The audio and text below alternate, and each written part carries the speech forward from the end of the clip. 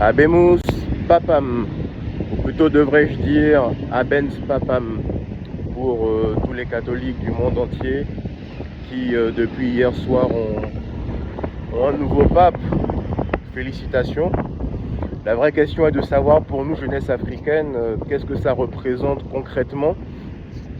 Alors, short answer, rien. Nous serions bien naïfs d'attendre quoi que ce soit d'un pape. C'est le pape des catholiques, c'est le chef religieux de tous les catholiques. Après, est-ce que la religion catholique se substitue à notre africanité, à notre nationalité, à notre héritage ancestral noir? Je n'en suis pas sûr. C'est d'ailleurs un pape qui a signé une bulle pontificale pour autoriser l'esclavage, et pendant très longtemps l'Église catholique s'est accommodée de l'esclavage. Alors, qu'est-ce que ça signifie concrètement pour nous qu'un nouveau pape soit élu? Eh bien, une raison pour les chrétiens catholiques de renouveler leur allégeance à un prélat religieux et non vraiment à leurs racines ancestrales, ce qui est un tout petit peu dommage. Jeunesse africaine, tu n'as pas à attendre qu'un pape soit élu pour prendre l'ascendance sur ta spiritualité, sur ta relation avec Dieu, car je ne t'apprends rien en te disant que personne, absolument personne ne peut servir d'intermédiaire entre Dieu et toi. Ça n'existe pas. S'il fallait attendre que quelqu'un fasse l'intermédiaire entre nous et notre Dieu, ce serait vraiment, comment dirais-je, vraiment dommage et vraiment étrange. Nous sommes des créatures divines, nous avons en nous une parcelle divine, infinie et éternelle. J'insiste bien sur le mot éternel parce que la plupart des problèmes que nous avons dans nos sociétés ou entre nous résultent pour la plupart de la peur de la mort. La plupart des gens ont une peur démesurée de la mort. Ils sont terrifiés à l'idée de celle-ci, ils sont terrifiés à la vue d'un cercueil, ils sont terrifiés en sachant qu'un jour, ils ne seront plus, entre guillemets, vivants, ce qui est absolument grotesque parce que le moment le plus important de votre séjour sur Terre, c'est quand vous allez quitter cette Terre, justement. Quand vous allez quitter cette Terre sur laquelle vous êtes venu en mission, en voyage temporaire. Nous sommes des voyageurs en ce monde. Jeunesse africaine, nous sommes des voyageurs en ce monde. Nous sommes des voyageurs. Et comme tout voyageur, eh ben, il y a une date d'arrivée et une date de départ. Et rassure-toi, le départ, ce n'est pas un départ pour l'inconnu, le néant, le vide ou la nuit éternelle ou que sais-je. Pas du tout.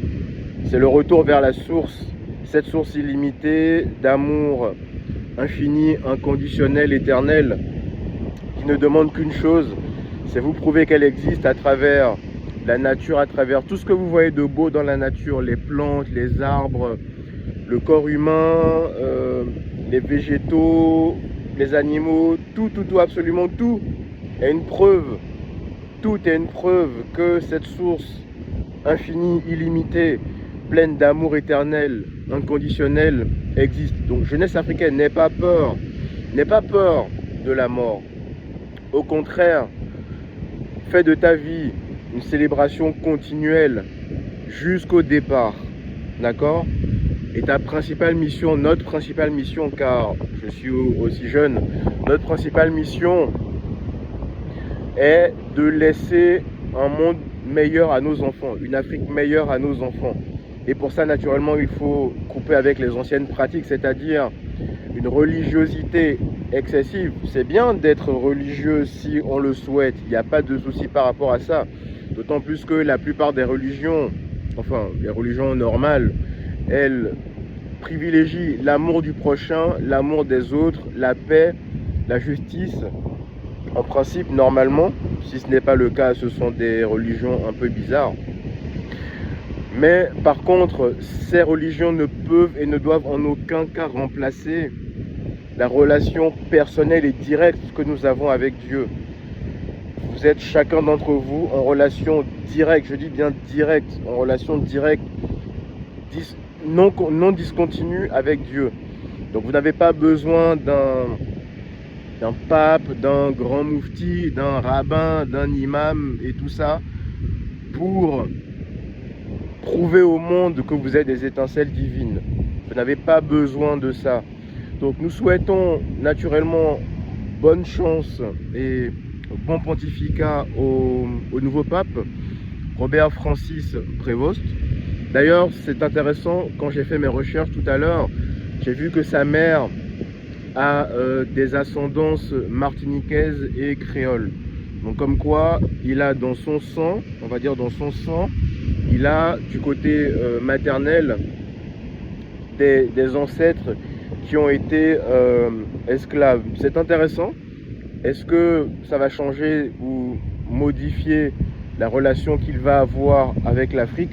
Eh bien, l'avenir nous le dira, on verra.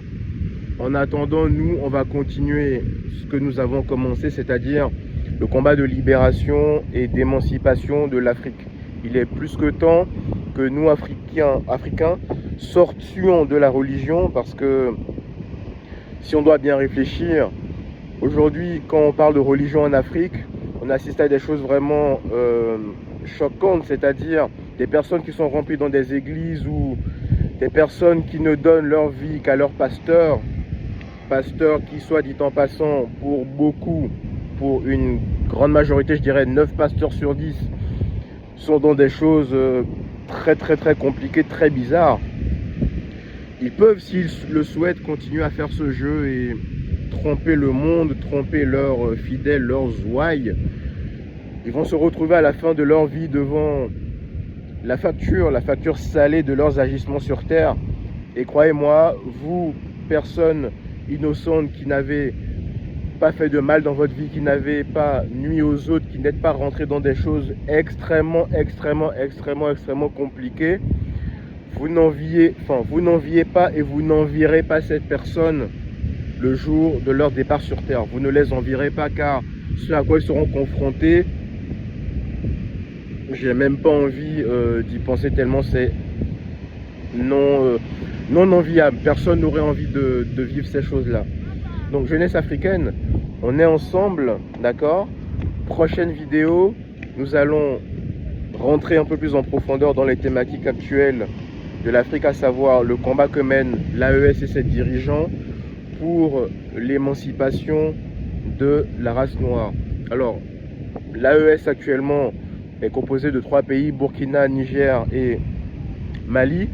Parmi ces 3 pays, en réalité, en vrai de vrai, et parmi ces 3 dirigeants, il n'y en a qu'un seul, un seul actuellement, qui vraiment fait ce qu'il faut. Les autres, ils sont encore en train de se chercher, et dans leur entourage, il y a beaucoup de personnes, de fils indignes d'Afrique, d'enfants perdus d'Afrique, qui n'ont de cesse de leur mettre des bâtons dans les roues. Et ces dirigeants, même eux aussi, ils savent vraiment pas ce qu'ils veulent. Ils ont commencé un combat, une lutte, mais ils savent pas vraiment où ils en sont eux-mêmes.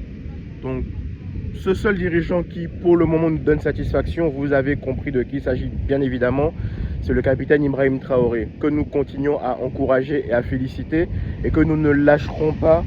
Ça, c'est une certitude. On ne lâchera pas le capitaine Traoré. On ira jusqu'au bout avec lui, jusqu'au bout, pour la libération de l'Afrique.